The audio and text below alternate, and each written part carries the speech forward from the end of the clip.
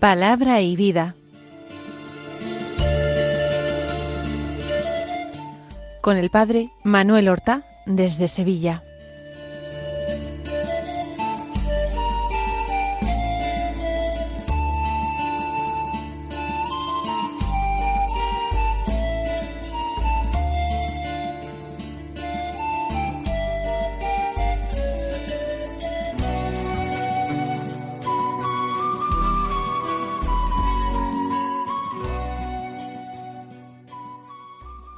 En el nombre del Padre, y del Hijo, y del Espíritu Santo.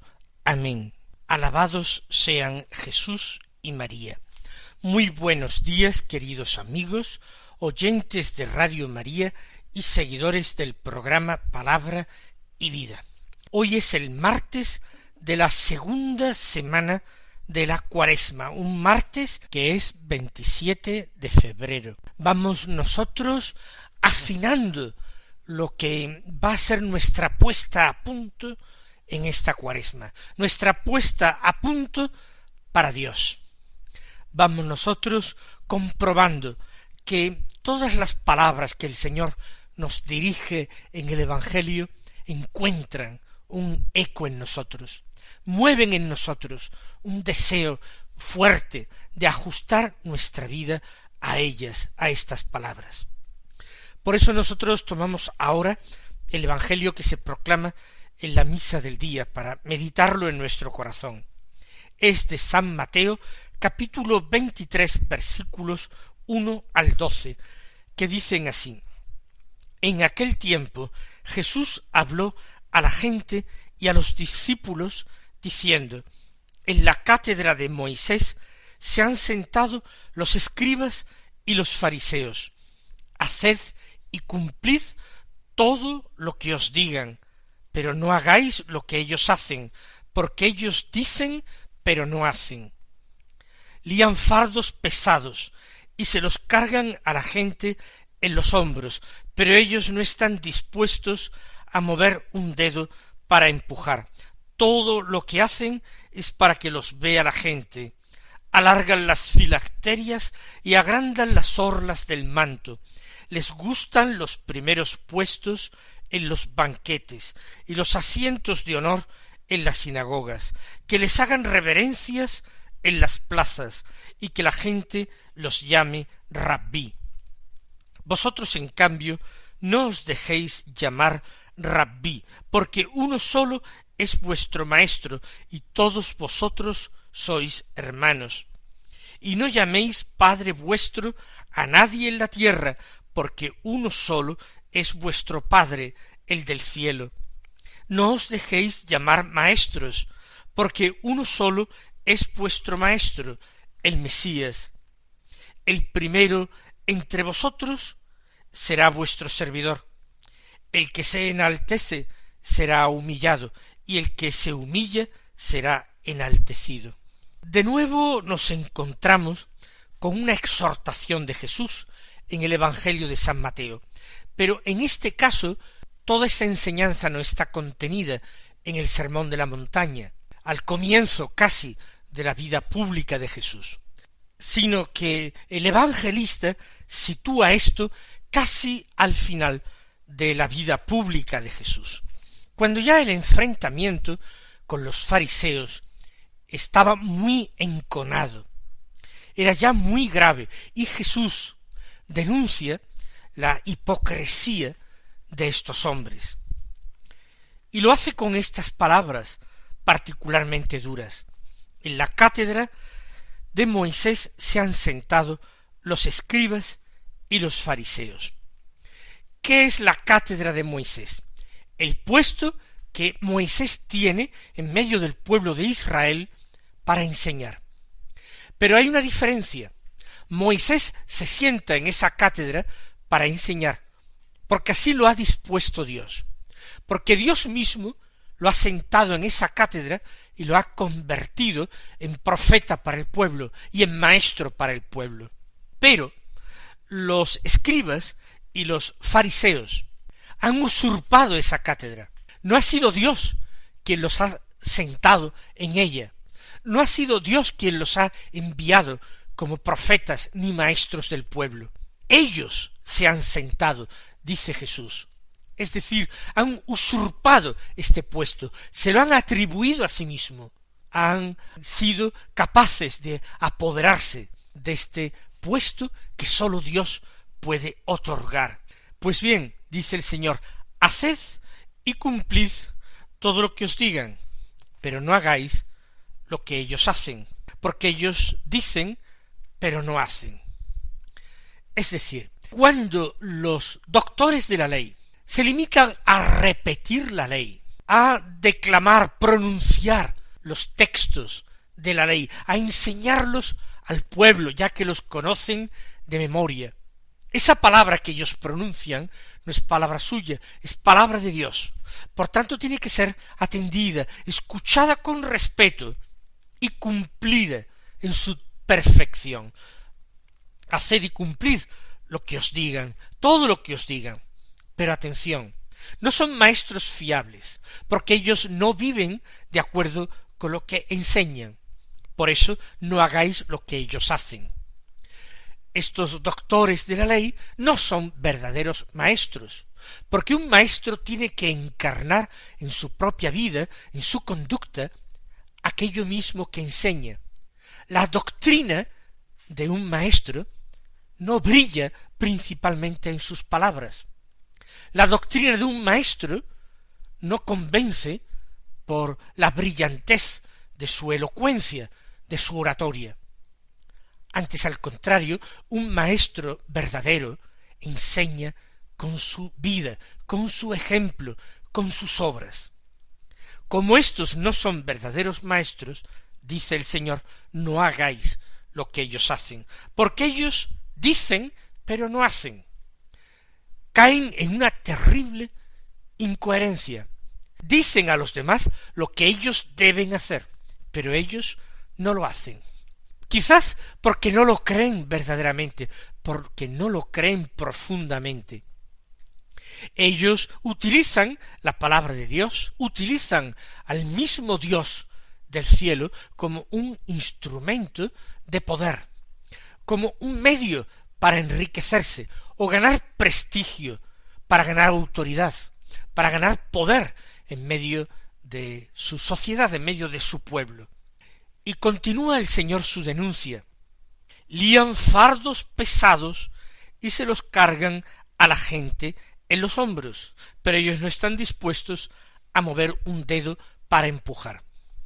Se trata de una imagen que Jesús pone, se trata de una imagen simbólica.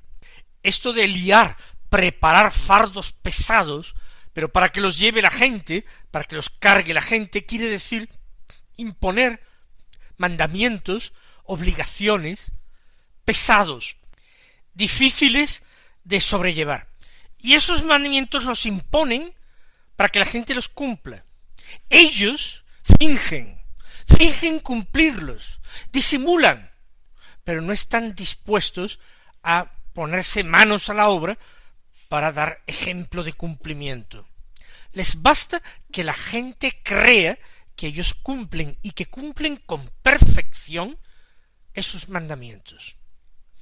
La hipocresía es el disimulo, el fingir, para obtener algún provecho, del tipo que sea, para obtener poder, para obtener dinero, para obtener prestigio.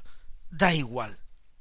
Los fariseos son hipócritas. Ellos no están dispuestos a mover un solo dedo para empujar, para ayudar a los demás a cumplir estas normas y para vivirlas ellos mismos.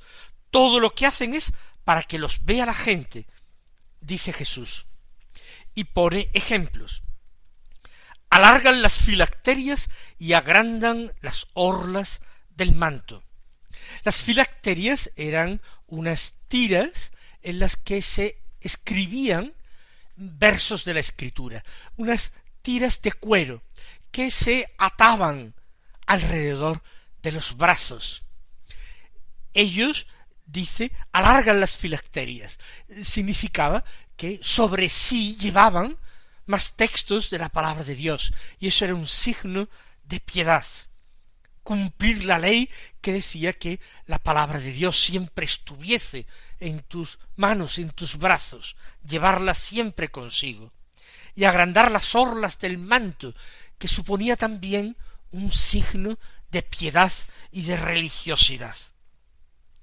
Pero ellos que hacen estas cosas, porque simplemente se complacen en que la gente lo vea y piensen que ellos son particularmente piadosos, personas muy religiosas, y les reverencien, los consideren santos, les den, por supuesto, limosnas, tratamientos de respeto, ellos gustan de los primeros puestos en los banquetes, se dejan llevar por el vano honor mundano, simplemente por ese deseo de ser honrados de los hombres, recibir el aplauso de los hombres. Quieren y buscan los asientos de honor en las sinagogas, los puestos más importantes, en las primeras filas, porque eso denota la importancia de ellos, y que unos son más que otros. Gustan que les hagan reverencias en las plazas y que las gentes los llame rabí, es decir, doctor, maestro. Todo eso les encanta.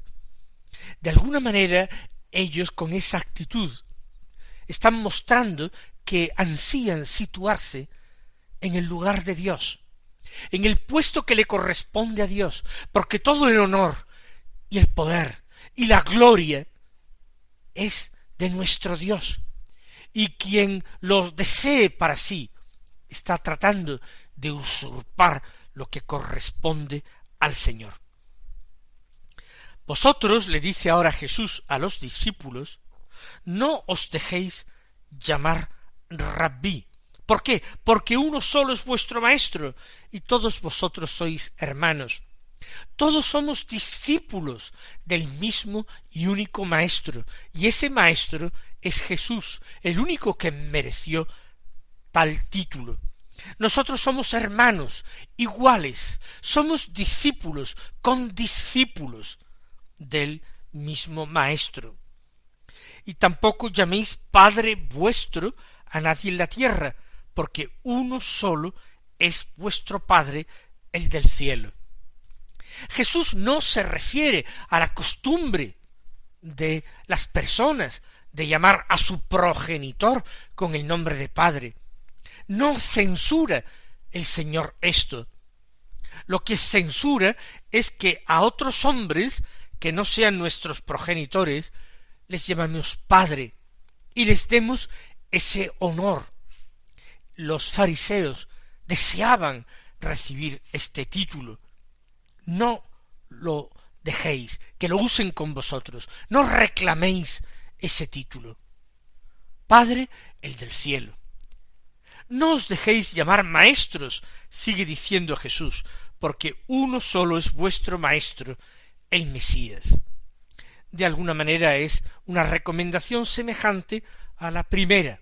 No os dejéis llamar rabí. Uno solo, el maestro, el Mesías. Uno solo, Padre, el del cielo. Y termina el Señor con estas dos máximas. El primero entre vosotros será vuestro servidor. Es un principio sencillo, fácil de recordar, y que los discípulos tienen que memorizar y tienen que interiorizar. El que quiera ser importante, el que quiera destacar en la comunidad, ese es el que tiene que emplearse en servir. Y un servicio desde abajo, un servicio desde la humildad y desde el amor. Un servicio como el que Jesús prestó, como el que Jesús simbolizó cuando se arrodilló delante de sus apóstoles uno a uno para lavarles los pies. Y la segunda máxima que pronuncia el Señor es la siguiente: el que se enaltece será humillado, y el que se humilla será enaltecido. Estos fariseos que desean enaltecerse a sí mismos, recibir la gloria de parte de los hombres, serán humillados, porque esa gloria de los hombres no vale nada. En cambio, el que se humilla en este mundo, el que se hace pequeño, el que reconoce su debilidad y su nada, ese será enaltecido, y será enaltecido por Dios, porque Dios se vuelca precisamente con los que no cuentan, se vuelca con los pequeños y los humildes. Él, como dice la Virgen María, nuestra Madre, en el canto del Magnificat, derriba del trono, derriba de su solio a los poderosos, y en cambio enaltece a los humildes.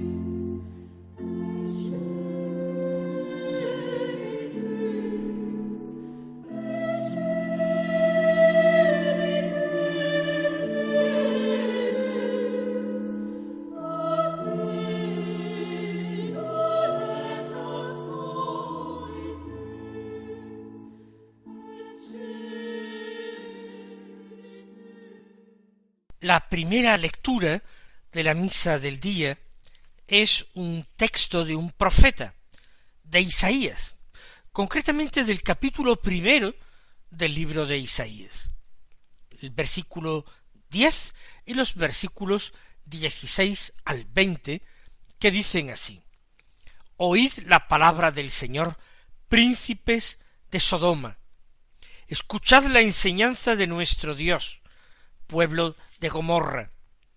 Lavaos, purificaos, apartad de mi vista vuestras malas acciones, dejad de hacer el mal, aprended a hacer el bien, buscad la justicia, socorred al oprimido, proteged el derecho del huérfano, defended a la viuda. Venid entonces y discutiremos, dice el Señor. Aunque vuestros pecados sean como escarlata, quedarán blancos como nieve, aunque sean rojos como la púrpura, quedarán como lana. Si sabéis obedecer, comeréis de los frutos de la tierra. Si rehusáis y os rebeláis, os devorará la espada. Ha hablado el Señor. Es un texto duro del profeta Isaías, pero que está en perfecto acuerdo, en perfecta consonancia con la lectura del Evangelio que hemos hecho. El Señor denuncia, por boca del profeta, ese falso culto en el que a veces se complacen los hombres, que no tratan de honrar a Dios y de servir a Dios, sino que en el fondo tratan de honrarse a sí mismos y darse gusto a sí mismos. Oíd la palabra del Señor, proclama el profeta. Príncipes de Sodoma, escucha la enseñanza de Dios, pueblo de Gomorra. ¿Quiénes son los príncipes de Sodoma? ¿Cuál es el pueblo de Gomorra? Sodoma y Gomorra eran dos ciudades de la Pentápolis que, según el libro del Génesis, Dios destruyó por sus pecados, por sus terribles pecados, entre los que destacaba la falta de hospitalidad De Sodoma sacó a Lot y a su familia, para que no perecieran en esa lluvia de fuego y azufre que bajó sobre la ciudad pecadora. El pueblo de Gomorra representa a Israel. Los príncipes de Sodoma son las autoridades de Israel. Por tanto, la profecía se dirige tanto contra las autoridades de Israel como contra el pueblo.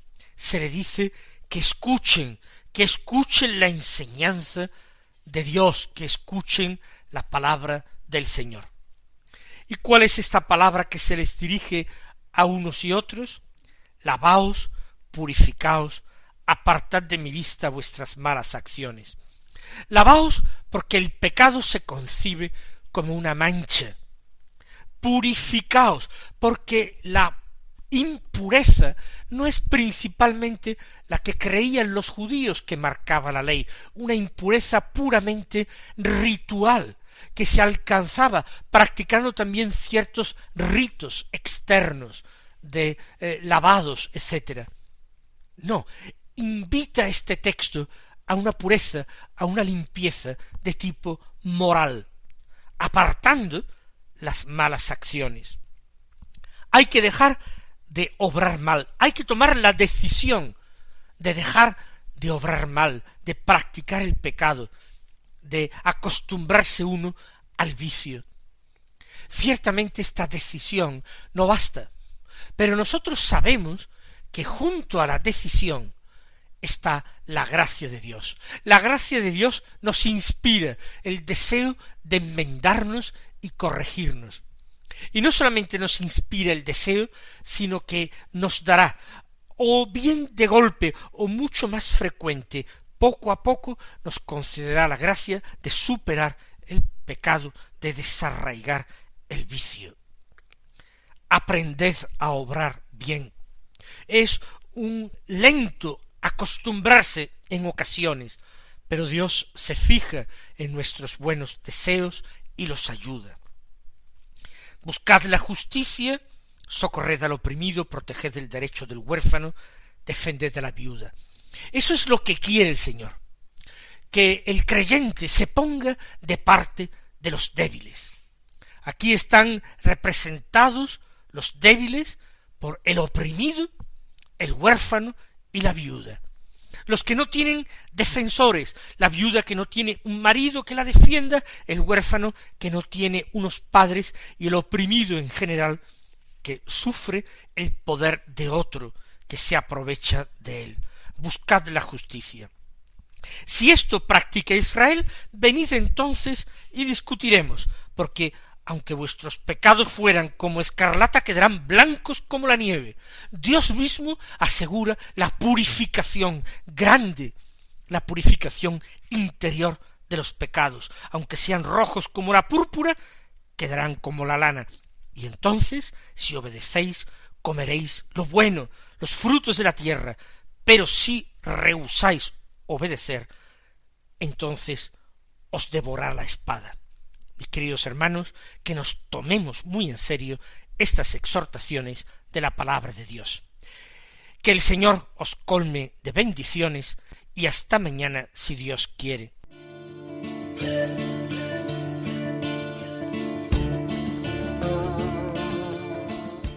Han escuchado en Radio María Palabra y Vida, un programa que dirige el Padre Manuel Horta.